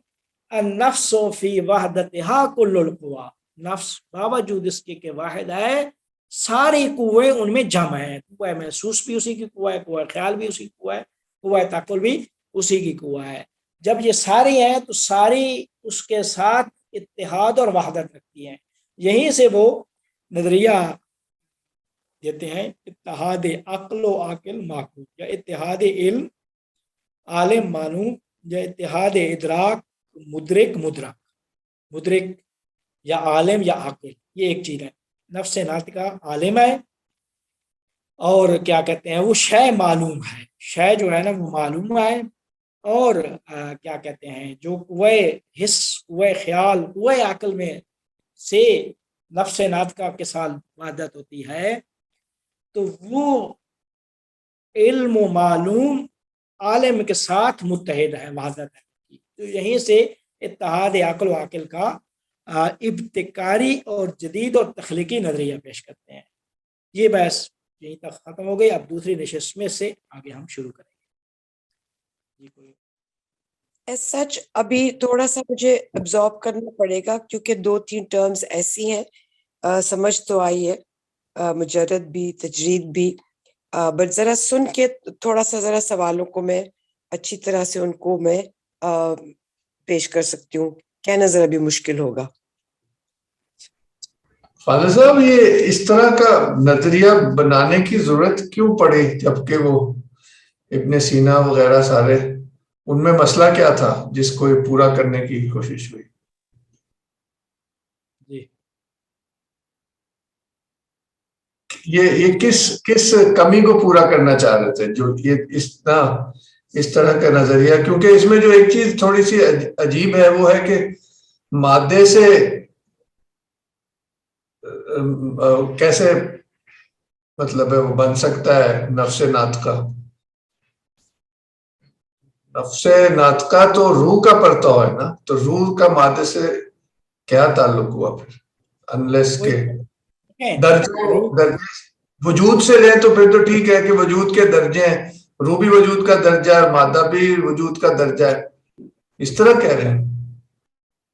ہاں نہیں وہ درجے ہیں، لیکن یہ علم و ادراک کو وجود میں تبدیل کر رہے ہیں. جو پہلے جو ماہیات تھیں، ماہیات سے وجود تک بحث لے آئے، یہاں سے وجود تک بحث لا کے وہ ساری کی ساری یہ جو جس ترتیب سے ہم چاہ رہے ہیں اتحاد عقل و عقل اور یہ چیزیں انہوں نے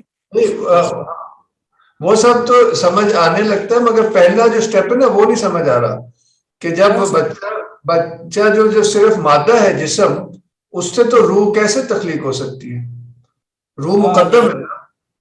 جی نہیں روح مقدم نہیں ہے ہی مقدم نہیں. یہی کہتے ہیں نور، یہ اس طرح نہیں ہے کہ روح پہلے ہے. روح اصلا اسی وقت تخلیق ہوتی ہے، روح کی خلقت اسی وقت، یا نفس ناطقہ کی خلقت اسی وقت ہوتی ہے. وہی نفس ناطقہ اور روح ایک ہی چیز لیتے ہیں. نہیں تو روح تو وہ ہے نا الستو بربکم، الستو بربکم. دیکھیں وہ جو ہے نا کیا کہتے ہیں اس کے میں بحث ہے تیمور صاحب کے الستو بربکم کیا. یہ السلام علیکم تیمور صاحب، ملا صدرہ یہ نہیں مانتے، میں نے پہلے بھی آپ کو بتایا تھا، وہ ملا صدرہ نہیں مانتے اس بات کو. تو ٹھیک ہے، تو یہی تھوڑا سا پرابلمٹک ہے، باقی تو سمجھ شاید آ جائے. تو اس پہ بات ہوگی، ابھی 10 منٹ پھر بریک لے لیتے ہیں، پھر عباس صاحب بھی ماشاءاللہ لگتا ہے ان کی طبیعت بہتر ہوگی. میرے ذہن میں 1-2 سوال ہیں، وہ میرے خیال سیشن کے اینڈ میں کر لیتے ہیں، یا پھر جی ہاں سیشن اینڈ جب ہوگا تب کر لیتے ہیں. ٹھیک ہے جی، تھینک. بسم اللہ الرحمن الرحیم وبہ نستعین وهو خیر الناصرین. ملا صدرہ علم کے بارے میں جو ان کی عبارت ہے اس میں فرماتے ہیں مرجعہ الی نحو من الوجود وهو المجرد الحاصل للجوہر الدراک. ملا صدرہ در حقیقت کیا کرتے ہیں، علم کو پلٹا دیتے ہیں وجود کی طرف. یہ پہلے بیان کیا ہے.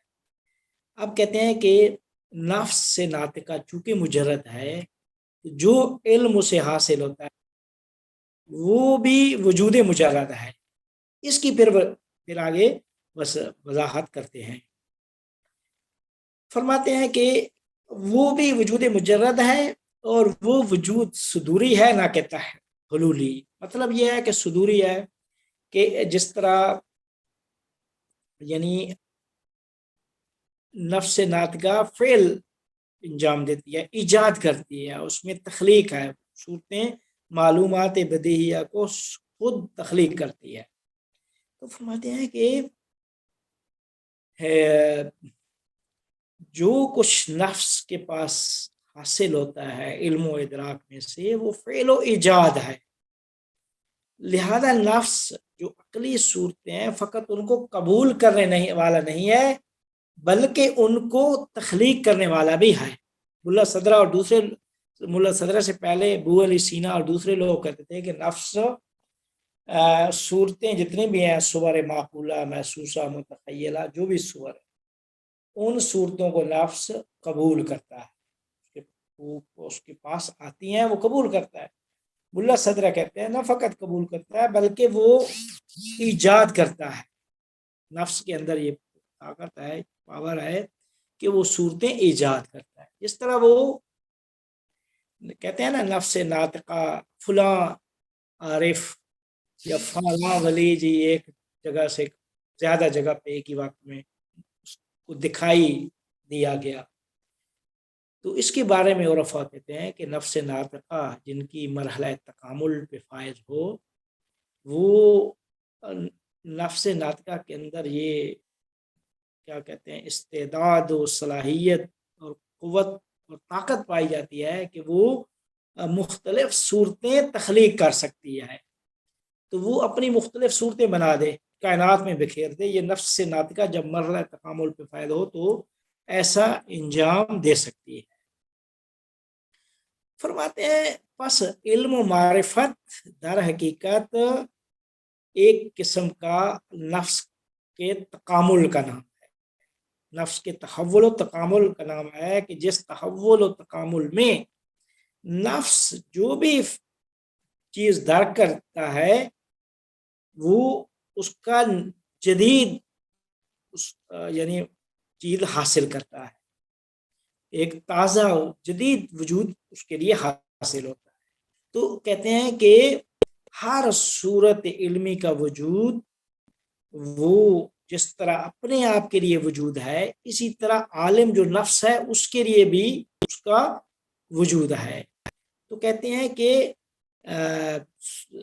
صورت علمی جس طرح اس کا اپنے لیے وجود ہوتا ہے، بعین ہی اسی طرح صورت علمی کا وجود ہوتا ہے نفس ناطقہ کے لیے بھی۔ تو یہیں سے پھر وہ بحث اتحاد عقل و معقول کی بحث شروع کر دیتے ہیں۔ تو یہیں سے کہتے ہیں کہ نفس ہر عمل میں، ہر جو عمل انجام دیتی ہے وہ فعل نفس ہے، نفس کا فعل ہے۔ تو کہتے ہیں کہ جب نفس کا فعل ہے تو اس مرحلے میں وہ صورت اور اس کا اتحاد ہوتا ہے نفس ناطقہ کے ساتھ۔ جب صورت وہ کیا کہتے ہیں محسوس کے ساتھ، محسوس کو دیکھ کر صورت محسوسی حاصل ہوتی ہے تو صورت محسوس کے وجود کا وجود متحد ہوتا ہے وجود نفس ناطقہ سے۔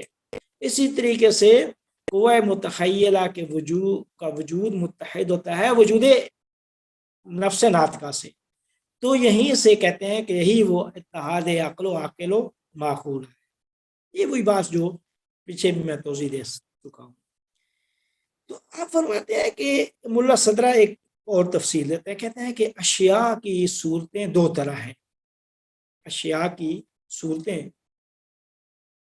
دو طرح ہیں۔ پہلی صورت، پہلی طرح کی صورت اس طرح ہے کہ پہلی قسم کی صورت مادی ہے، جس کا تعلق مادہ سے، زمان، مکان، جو اس کا وزن ہے، جسم ہے، جو بھی جس کا تعلق مادہ و مادیات سے ہو، تو کہتے ہیں پہلی قسم کی صورت وہ ہے۔ دوسری صورت جو ہے اشیاء کی، کہتے ہیں کہ یہ پہلی طرح کی جو صورت ہے یہ اپنی مادی حالت میں کسی طرح قابل انتقال نہیں ہے، نہ فقط قابل انتقال نہیں ہے بلکہ قابل احساس بھی نہیں ہے۔ اشیاء جب ہم چیزوں کو خارج کرتے ہیں تو ان کی اشیاء ایک مادی، مثال کے طور پہ یہ سامنے میز پڑا ہے، میز کا ایک جسم ہے، یہ مادہ ہے، ٹھوس ہے، جسم ہے، یہاں پہ پڑا ہے، ایک مکان کو گھیرے میں لیا ہوا ہے، جو بھی مادہ کی خصوصیات ہیں۔ کہتے ہیں کہ یہ صورت کسی طور پر اسی مادی حالت میں قابل انتقال نہیں ہے، خیال میں یا قوہ عقل میں یہ قابل انتقال نہیں ہے، بلکہ قابل احساس بالذات بھی نہیں ہے، بلکہ بالعرض ہے، بلکہ بالعرض یعنی جو چیز قابل احساس ہے ذاتی طور پر وہ اس محسوس مادی کی مجرد صورت ہے۔ اس محسوس مادی، یہ جو سامنے میز پڑی ہے یہ محسوس مادی ہے، اس محسوس مادی کی مجرد جو صورت ہے وہ قابل احساس بھی ہے اور قابل انتقال بھی ہے۔ لہذا فرماتے ہیں کہ جو چیز ذاتاً محسوس ہے وہ صورت مجرد، صورت مادی جو ہے، جو سامنے صورت ایک چیز میز پڑی ہے، یہ بالعرض محسوس ہے۔ یا مثال کے طور پہ ہم اس طرح بھی اس کو سمجھ سکتے ہیں کہ ہم میز جو سامنے پڑا ہے اس کی جو صورت نفس کے پاس جا رہی ہے، وہ میز اسی حالت میں قابل انتقال نہیں ہے، وہ جو صورت اس کی ذہن میں آئی ہے وہ صورت مجرد ہے، وہ نفس ناطقہ کے پاس حاضر ہے، نفس ناطقہ چونکہ مجرد ہے تو اس کی وہ صورت جو بذات اس کے لیے حاصل ہوا ہے وہ بھی مجرد ہے۔ لہذا جو چیز قابل احساس ہے نفس کے لیے بذات، وہ ہی اشیاء کی صورت مجرد۔ اب دیکھیں نا، مادیات پورے کے پورے مادیات کو مجرد میں کی طرف پلٹا رہے ہیں ملا صاحب، علم و ادراک کو بھی مجرد کی طرف لے جاتے ہیں، علم و ادراک بھی ایک مجرد چیز ہے۔ یہ کہتے ہیں پہلی اشیاء کی صورتیں دو طرح ہیں، ایک اس طرح ہے، کہتے ہیں کہ دوسری طرح کی صورت اس کی مجرد ہے۔ مجرد کیا ہے؟ مادہ، زمان، یہ جگہ، ان چیزوں سے خالی ہے۔ کہتے ہیں یہ اس کا تجرد جب کامل ہوگا تو اس وقت اس کی صورت معقول بالفعل بن جائے گی، اور جب یہ تجرد ناقص ہوگا تو اس وقت یہ اس کی صورت متخیل یا محسوس بالفعل۔ دوسرے لفظوں میں ملا صدرہ یہ کہہ رہے ہیں کہ جو دوسری صورت مجرد ہے، زمان و مکان سے خالی ہے، یہ صورت مجرد میں جب اس کی ایک صورت محسوس کی ہے، مادی جو محسوس ہے اس کی صورت محسوس جو ذہن کے پاس حاصل ہے، پھر اس کے بعد جب وہ محفوظ رہ گئی اور قوہ متخیلہ میں چلی گئی تو قوہ خیال اور قوہ احساس، یہ دونوں کیا ہے؟ تجرد ناقص۔ تو یہ فرما رہے ہیں ملا صدرہ یہ فرما رہے ہیں کہ جب تجرد کامل ہوگا تو سورہ معقول بالفعل بن جائے گی، تجرد جب ناقص ہوگا تو یا صورت متخیلہ بالفعل ہوگی یا صورت محسوس بالفعل ہوگی، لیکن تجرد جب کامل ہوگا تو صورت معقول بالفعل ہوگی۔ کہنا یہ چاہ رہے ہیں کہ یہ جو تین صورتیں ہم نے کہی تھیں، صورت محسوس کے بعد صورت متخیلہ، اور متخیلہ کے بعد سورہ معقولہ ہے، تو سورہ معقولہ یا عقلی صورت وہ تجرد کامل ہوتا ہے، اور یہ اس کا تجرد کامل بالفعل ہوتا ہے۔ تو آپ فرماتے ہیں کہ یہاں چونکہ یہاں یہ جو صورت محسوس، صورت متخیلہ، سورہ عقلی، تجرد کامل، تجرد ناقص، یہ پھر اس کی ایک دلیل دینا شروع ہو جاتے ہیں کہ جو اس میں ہم نہیں پڑھتے، لیکن کہہ رہے ہیں کہ یہ عالم، عاقل، مدرک کے ساتھ متحد ہے، وہی بات جو اتحاد عقل و معقول والی۔ اس کے بعد ملا صدرہ یہ فرماتے ہیں کہ یہیں سے پتہ چلتا ہے کہ ادراک کے بھی تین مرحلے، ایک علم و ادراک کے تین مرحلے، پہلا مرحلہ احساس ہے، دوسرا تخیل ہے، اور تیسرا مرحلہ تعقل ہے۔ ٹھیک ہے، کہتے ہیں کہ اب یہ جو تعقل انسان کرتا ہے، نفس ناطقہ تعقل کرتی ہے، یا نفس ناطقہ کسی چیز، کوئی صورت کو محسوس، کسی شے محسوس ہے، اس کی صورت اس کے پاس آتی ہے، یا صورت متخیلہ۔ کہتے ہیں کہ یہ کہتے ہیں کہ کس طرح انسان کے لیے کہ نفس ناطقہ کے پاس حاصل ہوتی ہے. کہتے ہیں کہ یہ جو انسان ان مراحل ادراک میں نفس ناطقہ صورت کو تخلیق کرتی ہے، تو یہ اس کا تخلیق کرنا بھی اللہ تعالیٰ کے فیض اور اس کی ایجاد سے ہوتا ہے. جس طرح کائنات میں جتنے بھی واقعات جہان میں رونما ہو رہے ہیں، یہ سارے کے سارے اللہ کے فیض، اللہ کی ایجاد سے ہی ہو رہے ہیں. فرماتے ہیں کہ انسان کے جو نفس ہے، انسان کے نفس جب محسوس سے محسوس کے سامنے جو میز پڑی ہے، میز کے ساتھ ارتباط رابطہ برقرار کرتا ہے، تو اس رابطے کے نتیجے میں وہ تخلیق پہ تیار آمادہ ہو جاتا ہے. تخلیق کے لیے کہتے ہیں جب تخلیق کے لیے آمادہ ہو جاتا ہے تو یہ نفسانی جو تخلیق ہے یہ اللہ تعالیٰ کے فیض اور اس کی ایجاد سے ہوتی ہے. انسان کیا کرتا ہے؟ انسان جب رابطہ برقرار کرتا ہے تو اس رابطے کا مطلب یہ ہوتا ہے کہ نفس ناطقہ اس کی تخلیق کے لیے تیار ہوئی. تیار جب ہوتی ہے تو اللہ تعالیٰ کا فیض ہوتا ہے، اس کا نور پڑتا ہے اور وہ صورت تخلیق ہو جاتی ہے. تو کہتے ہیں کہ اس وقت پھر کیا کہتے ہیں، نفس کو محسوس کی صورت مجردہ اللہ تعالیٰ کی طرف سے عطا ہو جاتی ہے کہ جو نفس کے ساتھ متحد ہے.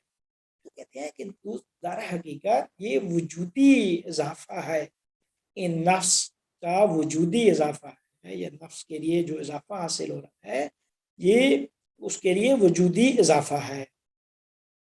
کہتے ہیں کہ یہ جو صورت محسوس ہے یہ نفس نے تخلیق کی ہے. تو یہاں پہ بھی جب صورت محسوس کو تخلیق کیا ہے تو یہاں پہ بھی احساس کرنے والا یعنی کوئی نفس ناطقہ احساس کر رہی ہے، خود حس اور خود محسوس، یہ بھی اس مرحلے میں اتحاد وحدت رکھتے ہیں اس نفس ناطقہ. تو آپ فرماتے ہیں کہ اس کے بعد ہوتا کیا ہے کہ جب قوہ حس مرحلہ حس کا یعنی پہلا مرحلہ جب حس کا ختم ہوتا ہے کہ مرحلہ حس میں جب نفس ناطقہ رابطہ برقرار کرتی ہے اس صورت اس محسوس چیز سے، تو اللہ تعالیٰ کی طرف سے وہ صورت محسوس نفس مجرد کے لیے حاصل ہو عطا ہو جاتی ہے نفس مجرد. تو کہتے ہیں اس کے جب یہ عطا ہوتی ہے تو اس کے بعد اب اس مرحلہ کے بعد، اور یہ صورت پھر نفس ناطقہ کے ساتھ متحد ہے، اس مرحلہ کے بعد نفس آمادہ ہو جاتا ہے جو محسوس کی صورت اس کے پاس محسوس تھی، یعنی وہ صورت خیالیہ کے لیے آمادہ ہو جاتا ہے. یعنی دوسرے لفظوں میں وجود کے ایک نئے مرحلے کے لیے تیار ہو جاتا ہے. تو اس مرحلہ میں بھی اللہ تعالیٰ کے فیض اور اس کی استمداد اور اس کی استعانت سے ایک جدید وجود کیا ہے اس کے لیے تخلیق ہو جاتا ہے.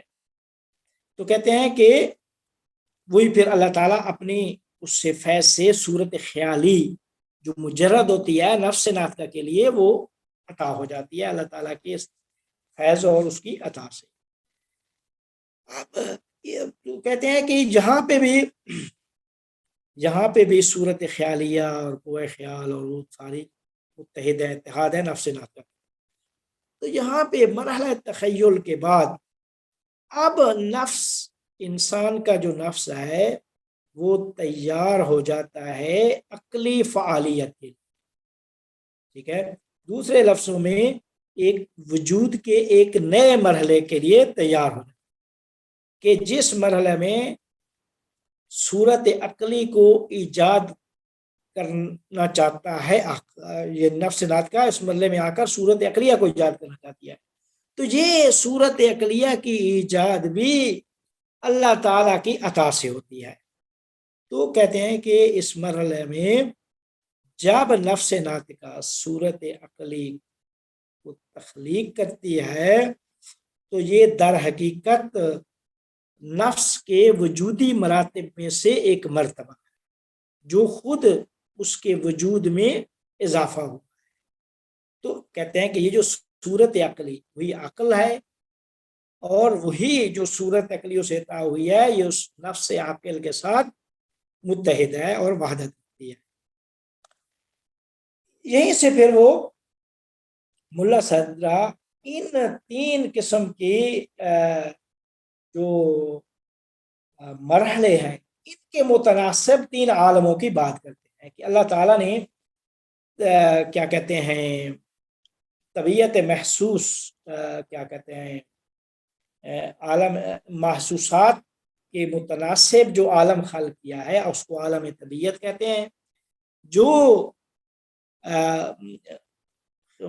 خیالیہ کو یا قوہ متخیلہ انسان کے اس کے متناسب جو عالم خلق ہوا ہے کہ جس میں جا کر وہ یعنی اتحاد ہوتا ہے، وہ عالم برزخ یا عالم مثال یا عالم خیال۔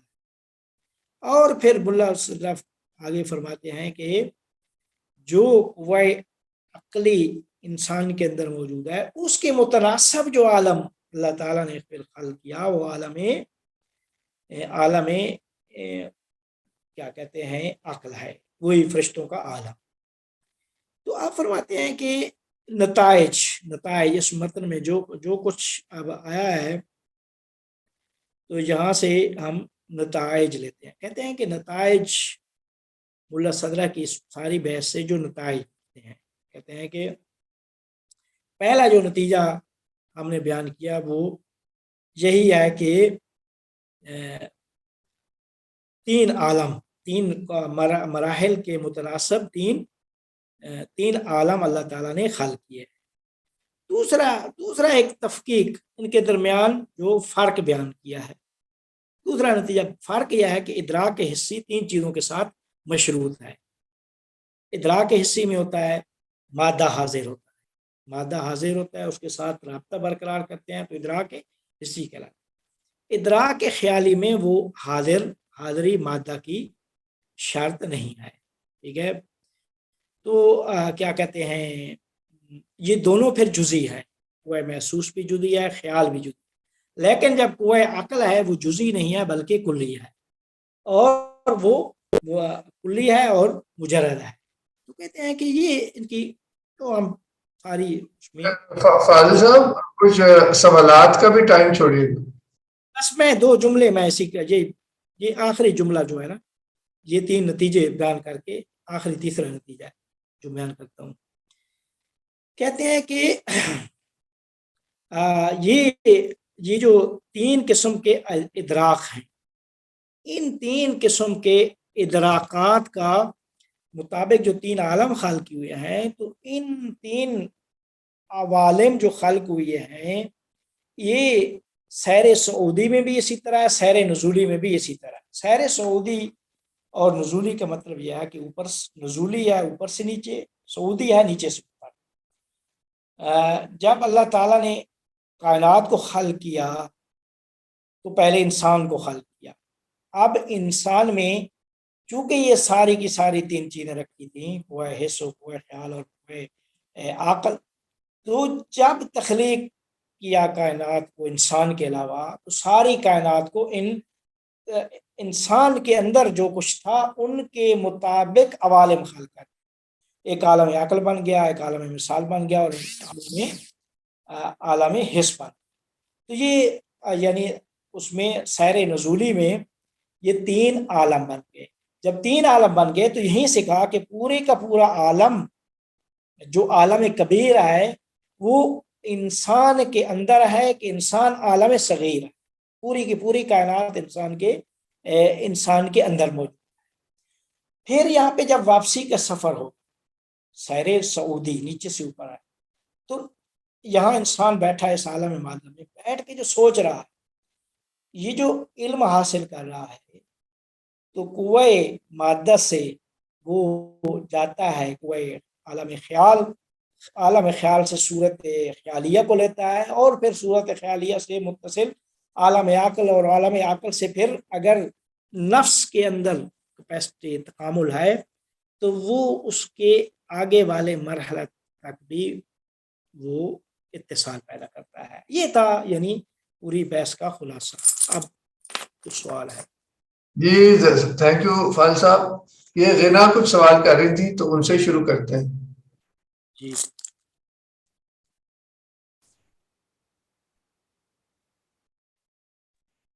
جی السلام علیکم فاضل صاحب. وعلیکم السلام. اچھا، ایک تو میرا خیال ہے کہ کوئی ریڈنگ تھوڑی سی فاضل صاحب کوئی ایسی جو ذرا آسان اردو میں ہو، کیونکہ یہ چیزیں جو ہے نا ایک دم سے ان کی ابزارپشن ایسے نہیں ہو رہی ہے 1-1.5 گھنٹے میں. میرے خیال میں اردو آسان ہے. یہ جو اصطلاحات ہیں یہ جی ساری اصطلاحات ہیں جو میں مثال کے طور پہ صورت محسوس ہوا ہے، متخیل ہوا ہے، یہ ساری کے ساری وہ جو عربی، کیونکہ ملا صدرہ کی اپنی کتاب عربی میں ہے الاسفار الاربع، یہ ساری کی ساری وہیں سے پڑھ. اب وہ ساری کی ساری عربی کو اردو میں یعنی بیان کرنا، اصطلاح تو میں بیان کر دیتا ہوں لیکن اصطلاح کے ساتھ وضاحت کرتا ہوں کہ کیا ہے، مثلا کوئی عقل کیا ہے، کوئی خیال کیا ہے. جی جی نہیں، اصل میں ہوتا یہ ہے کہ آپ اصطلاحات بیان تو کرتے ہیں لیکن وہ وقت ہمارے پاس اتنا کم ہوتا ہے کہ وہ کنیکشنز ڈیولپ کرنے میں نا ٹائم لگ جاتا ہے، کنسنٹریشن ڈسٹریکٹ میں تو ہو جاتی ہوں. اچھا، شروع میں بالکل ایک یہ بات ہو رہی تھی کہ جو تیمور صاحب نے بھی آپ سے ایک سوال کیا تھا، اس سے مجھے یہ امپریشن ایسے مل رہا تھا کہ جیسے روح جو ہے وہ مادے کی ہی ایک پروڈکٹ ہے. جیسے آپ کہہ رہے تھے نا کہ روح بعد میں آتی ہے، مادہ پہلے آتا ہے، وہ ایک خاص سٹیج پہ آ کے پھر اس میں روح ڈیولپ ہوتی ہے. جی روح. تو یہ تو فرق چیز ہے جو ہم پہلے سے جس طرح سے روح اور مادے کو کنسپچولائز کرتے آئے ہیں کہ یہ دو فرق چیزیں ہیں، الگ الگ ایگزسٹنس ہیں ان کی. تو یہاں پہ ایسے لگتا ہے کہ جیسے روح جو ہے وہ مادے پہ ڈیپینڈ کر رہی ہے. جی یعنی اسی ابتدا میں وہ جسم ہے، ذات وہی ہے نفس ناطقہ، لیکن ابتدا جسم ہے اور جسم کے بعد جو ہے نا ایک مرحلے میں آ کے روح تخلیق ہوتی ہے. نہیں تو اس کی ماہیت یعنی کہ پہلے تھی کہ نہیں تھی؟ جی یہی سوال ہے. پہلے کچھ بھی نہیں تھا، نہیں تھی، کیونکہ وہ تو حرکتیں ویسے تو پورے وہ میرے خیال علم میں تو تھا، علم اس کی بات نہیں ہو رہی. یعنی یہاں پہ تخلیق اس عالم مادہ میں جو سیر تفکر ہے اس کی بات ہوتی. یہ اصل میں جو فاضل صاحب نے میرے خیال اور میرا سوال بھی اسی سے ریلیٹڈ ہے جو میں ابھی کرنے لگا ہوں پوائنٹ. فاضل صاحب بھی آپ نے یہ کہا تھا نا کہ مطلب یہ حرکت جوہریہ جو ہے مطلب جو کمال کی طرف سفر ہے یہ بھی خدا کے فیض کی وجہ سے ہی ہوتا ہے، ظاہری بات ہے. ابھی یہ مطلب یہ جو علم کے اندر بھی جو تجرد کا پروسیس تھا یہ بھی حرکت جوہریہ ہی ہے نا بیسیکلی. اور آپ نے کہا کہ یہ ہر مرحلے پہ جو تجرد ہو رہا ہے وہ خدا کے فیض سے ہو رہا ہے. اچھا، اب اس میں سوال پیدا ہوتا ہے کہ خدا کے فیض کا ملا صدرہ کے ہاں وسیلہ کیا ہے؟ اب ابن سینا کے ہاں وہ تو کہتے تھے جو عقل فعال ہے مطلب وہ صورت پرووائڈ کرے گی. تو ملا صدرہ بھی آپ نے فرمایا تھا پچھلے نشست میں کہ ملا صدرہ عقل فعال کو مانتے ہیں کہ عقل فعال ہے. ملا صدرہ کی سکیم میں عقل فعال کا کیا رول ہے؟ بیسیکلی سوال یہ ہے. وہ عقل فعال خدا کے فیض کا وسیلہ ہے جس کی طرف ابھی آپ اشارہ کر رہے تھے؟ ہاں، فیض کا وسیلہ تو ہے نا. دیکھیں جی، عقل فعال چاہے اس کو روح العالم شریعت کی اصطلاح میں مانے، جبریل مانے، جو بھی مانے، تو ایک واسطہ تو ہے نا، واسطہ فیض تو ہے. اس کا تو کسی نے انکار نہیں کیا واسطہ فیض کا. تو اس کا مطلب اچھا، اب لیکن اب سوال یہ پیدا، دیکھیں ابھی یہ جو اتحاد علم و عالم و معلوم جس کی طرف آپ اشارہ کر رہے تھے ملا صدرہ کی سکیم میں، یہ اتحاد اس لیے ہے کیونکہ نفس ناطقہ ہی ایک کی اپنی ہی کریشن ہوتی ہے. سورہ عقل مطلب جو عقلی سورہ ہے وہ نفس ناطقہ ہی کی اپنی اوریجنل کریشن ہے. چونکہ وہ اس کی اپنی اوریجنل کریشن ہے تو ڈیفینیٹلی پھر کوئی دوئی نہیں ہونی چاہیے. لیکن اگر یہ اس کی نفس ناطقہ کی اوریجنل کریشن ہے تو پھر عقل فعال اس کریشن کے اندر کہاں شامل ہو رہا ہے؟ عقل فعال کا پھر کیا رول ہے؟ اس نے بس الاؤ کرنا ہے کہ نفس ناطقہ خود کریٹ کر دے. مطلب کہ وہ فیض سے یہاں مراد پھر کیا لی جائے؟ پہنچنا ہے فیض اس وسیلے سے اس کے بغیر ہم یہ کہیں گے پوری کائنات کو عقل فعال کریٹ کر رہی ہے تو جو کچھ نفس ناطقہ بھی کریٹ کرے گا وہ عقل فعال کے ہی پاور سے ہوگا نا. جی جی کیونکہ وہ ایک عامل عالم نہیں تو پھر فاضل صاحب پھر بات یہ ہے کہ ابن سینا تو یہ کہتے تھے کہ جی نفس ناطقہ متصل ہوتی ہے عقل فعال کے ساتھ اور پھر عقل فعال جو ہے وہ نفس ناطقہ میں صورت ظاہر کر دیتی ہے. تو یہاں کہہ رہے ہیں کہ نہیں عقل خود تخلیق کرتی ہے نفس ناطقہ لیکن اللہ کے فیض سے وہ فیض عقل فعال کے ذریعے سے ہی ہوتا ہے لیکن تخلیق اس کی. ٹھیک ہے مطلب کہ یہاں نفس ناطقہ کو عقل فعال کے ساتھ متصل ہونے کی اصل ضرورت نہیں ہے, عقل فعال کے تھرو ہی نفس ناطقہ اوریجنلی کریٹ کر دیتی ہے, یہ کہہ لیں. یہ زیادہ عرفانی ویسے پرسپیکٹیو ہے میرے خیال. یہ زرین آپا نے ہاتھ کھڑا کیا کافی دیر سے. جی زرین صاحبہ کو اگر میری باتیں سمجھ آ گئی ہوں. اتنی آسان نہیں ہے اور میں فلسفی کی ایک اسٹوڈنٹ بھی نہیں ہوں, ہم تو دنیاوی کام کر کے, لیکن یہ ہے کہ کچھ تھوڑا سا جیسے آپ نے بتایا تھوڑا سا اس میں کچھ ارسطو کچھ پلیٹو وغیرہ بھی آیا سمجھ کوگنیشن کے بارے میں سے.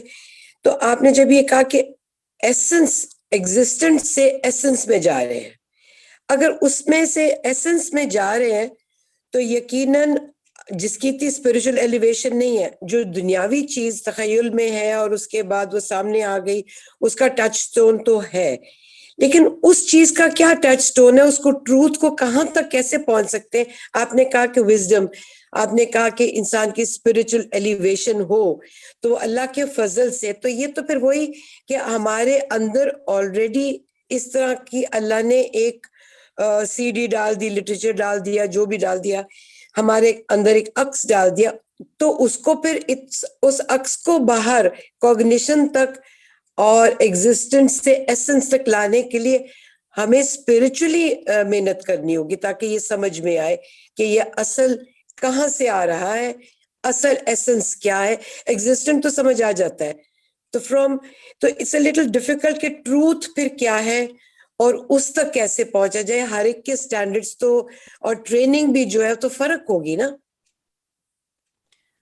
جی جی جی اب ویسے یہ ساری بحث ملا صدرہ لے کے روحانیت, معنویت, تہذیب نفس اسی طرف لے کے جا رہے ہیں. تزکیہ نفس کی جتنا تہذیب نفس ہو, تزکیہ نفس, تصفیہ نفس ہوگا, اتنا ہی ہم جو ہماری صورتیں ہیں, چاہے عقلی ہوں, چاہے محسوس ہوں, چاہے جو بھی ہیں, جو ساری چیزیں وہ ویسے ہی ان کا تکامل بھی ان کے تکامل پہ ڈیپینڈ کرتا ہے. لہٰذا جو ہے نا وہ جو اللہ نے فرمایا کہ قرآن میں کہ جو علمہم الکتابہ و یزکیہم, علم و تزکیہ نفس کو ساتھ ساتھ کرا دیا. وہ علم اس تزکیہ نفس اور اس تصفیہ نفس کی پاکیزگی اور پھر اسے معنویت اور روحانیت کے اعلیٰ درجے پہ پہنچائے کے بغیر وہ علم جو الہی علم ہے وہ نہیں حاصل ہو سکتا. یہ پورے کے پورے یعنی وجود سے علم و ادراک کو وجود سے لا کر اور انسان کو کے تکامل کے سارے مراحل کو لے کر یہ بالکل یہ لے کے جا رہے ہیں اسی طرف, عرفانی جو درجات ہیں, بلندیاں ہیں, اس طرف لے کے جا رہے ہیں. گو کہ ابھی تک کی گفتگو کیونکہ اس عالم مادہ میں علم حاصل کرنے کے اس پہ ہی فوکس رہی ہے نا, اس لیے جو زرینہ آپا کہہ رہی ہیں اس پہ ابھی بات نہیں ہوئی. تو اچھا یہ موضوع نہیں تھا آج کا شاید, اگر آپ کہہ رہے ہیں کہ وہ اس طرف جاتے ہیں ملا صاحب. جی جی جی اسی طرف. اور کسی کا سوال ہو کوئی؟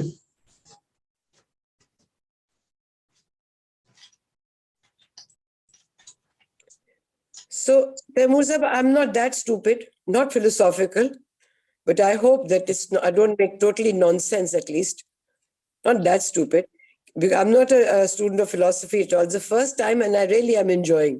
بہت زبردست, کیونکہ ہمیں بہت سے کانسیپٹس کہ کیسے ایک لیول سے دوسری لیول جب پہنچتی ہے تو اس کے اندر سارا اس کا پروسیس کیا ہے. It's definitely بہت دلچسپ ہے یہ. Thank you. جی اور کوئی سوال جناب؟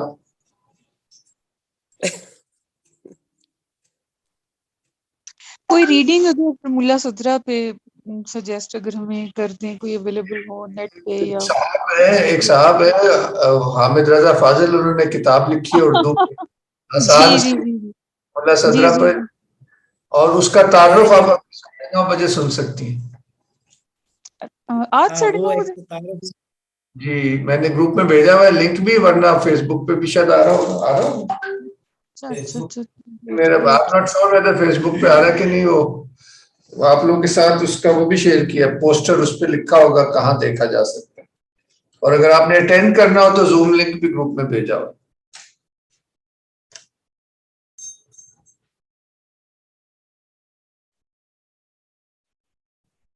اچھا, میرا خیال ہے کہ اگر ہم وہ تھوڑا سا اس میں سے کوئی چیزیں پڑھ لیں یا پڑھ سکیں تو اس کے بعد پھر شاید ایک دفعہ سیشن کی ضرورت پڑے ہمیں ملا صدرہ پہ. وہ تو جناب بالکل, آپ کتاب پڑھیں نا, استنیس سے آپ آرڈر کریں, آپ کو کوئٹہ میں مل جائے گی. جی ضرور ضرور. اور آج یہ فیس بک پہ بھی لائیو آ رہا ہوگا 9:30 بجے. سے وہ کتاب لینی چاہیے اور پڑھنی چاہیے, چونکہ یہ پہلی اسٹوڈنٹ غنا تو پہلے اسٹوڈنٹس میں سے ہے. میں نے اسفار اربع لی تھی, میں نے پڑھنے کی کوشش کی اور مجھے بالکل کچھ بھی سمجھ میں نہیں آیا, تو میں ضرور لوں گی یہ کتاب. اس کو اگر جاری رکھیں گے نا, تھوڑا بہت کنٹینیو رکھیں گے تو میرے خیال میں چیزیں واضح ہونا شروع ہو جائیں. ابتدا فاضل صاحب, یہ غنا کی بات سے یہ بھی ہو رہا ہے کہ ایک ہم مختصر سا لیٹ سے 6 سٹنگ یا 8 سٹنگ کا ایک اسٹڈی سائیکل شاید کر سکتے ہیں ملا صدرہ پر. جی اس کے 8 کا اگر بتائیں نا تو یہ مہم بحث ہیں جو ملا صدرہ کے فلسفے کی بنیادی بحث ہیں.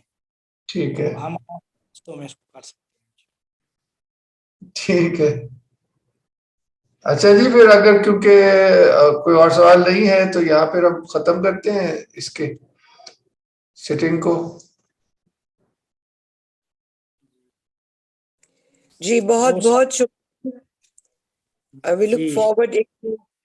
ایک سیٹنگ ڈیفینیٹلی, جیسے کہ نے کہا سیٹنگ ضروری چاہیے, کیونکہ تھوڑا سا ہمیں عادت بھی پڑ جائے گی ان الفاظ کو.